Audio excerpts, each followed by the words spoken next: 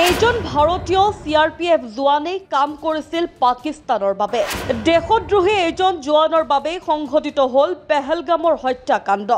দেশ সেৱাৰ কামত নিয়োজিত হৈ বিশ্বাসঘাতকতা। পাকিস্তানৰ বাবে চোৰাংচোৱাগিৰি কৰাৰ অভিযোগত গ্ৰেপ্তাৰ CRPF জোৱান।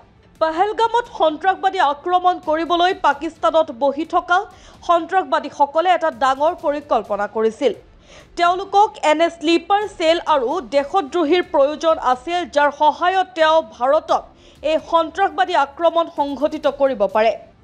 এই দেশদ্ৰোহীসকলৰ লগতে পাকিস্তানে ভাৰতত এই সন্ত্ৰাসবাদী আক্ৰমণ সংঘটিত কৰিছিল আৰু ইয়াৰে এজন দেশদ্ৰোহী ভাৰতীয় নিৰাপত্তা বাহিনীতো জড়িত আছিল। হয়, CRPF জোৱানে পাকিস্তানৰ চোৰাংচোৱা সংস্থা ISIৰ সৈতে হাত মিলাইছিল। দেশৰ নিৰাপত্তাৰ বাবে ডাঙৰ ভাবুকি হৈ পৰা দেশৰ বিশ্বাসঘাতকসকলে কেনেকৈ চোৰাংচোৱাগিৰি কৰি পাকিস্তানৰ চোৰাংচোৱা নেটৱৰ্ক শক্তিশালী কৰাৰ চেষ্টা চলাইছে সেই কথা ৰাষ্ট্ৰীয় অনুসন্ধান সংস্থাই প্ৰকাশ কৰিছে আৰু এই নেটৱৰ্ক খুদ NIA উদঙাই দিছিল। দেশৰ সুৰক্ষাৰ বাবে দায়বদ্ধ আৰু এই নেটৱৰ্কৰ সৈতে জড়িত এজন জোৱানকো গ্ৰেপ্তাৰ কৰা হয়।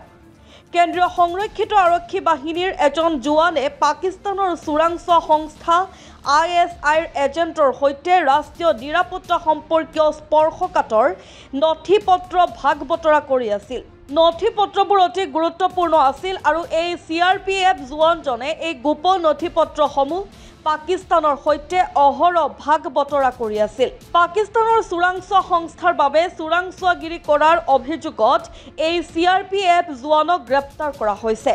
ইতিমধ্যে জোৱানজনক চাকৰিৰ পৰা বৰখাস্ত কৰি বৰ্তমান ৰাষ্ট্ৰীয় তদন্ত সংস্থাৰ জিম্মাত আছে আৰু তেওঁৰ পৰা তথ্য আহৰণ কৰা হৈছে। CRPF জোৱানজনৰ সন্দৰ্ভত ইটোৰ পিছত সিটোকৈ নতুন তথ্য প্ৰকাশ পাইছে।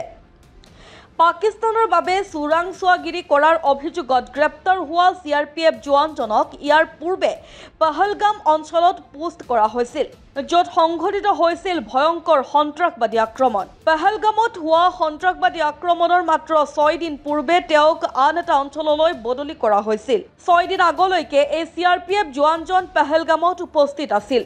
তথ্য মতে 22 এপ্ৰিলত পেহেলগামত সংঘটিত সন্ত্ৰাসবাদী আক্ৰমণৰ 6 দিন পূৰ্বে CRPFৰ 116 নং বেটেলিয়নত পদবীত থকা মতিৰাম জাটক আন ঠাইলৈ বদলি কৰা হৈছিল। তাৰ পিছতেই দিল্লীত IA গ্ৰেপ্তাৰ কৰে মতিৰাম জাটক। তদন্তত প্ৰকাশ পাইছে যে তেওঁ বিভিন্ন উপায়েৰে পাকিস্তানী বিষয়াৰ পৰা ধন লৈ চোৰাংচোৱাৰ তথ্য প্ৰদান কৰিছিল। সম্প্ৰতি সংস্থাটোৱে তেওঁক জেৰা কৰি আছে আৰু জেৰাৰ সময়ত আৰু বহু তথ্য প্ৰকাশ পোৱাৰ সম্ভাৱনাও আছে।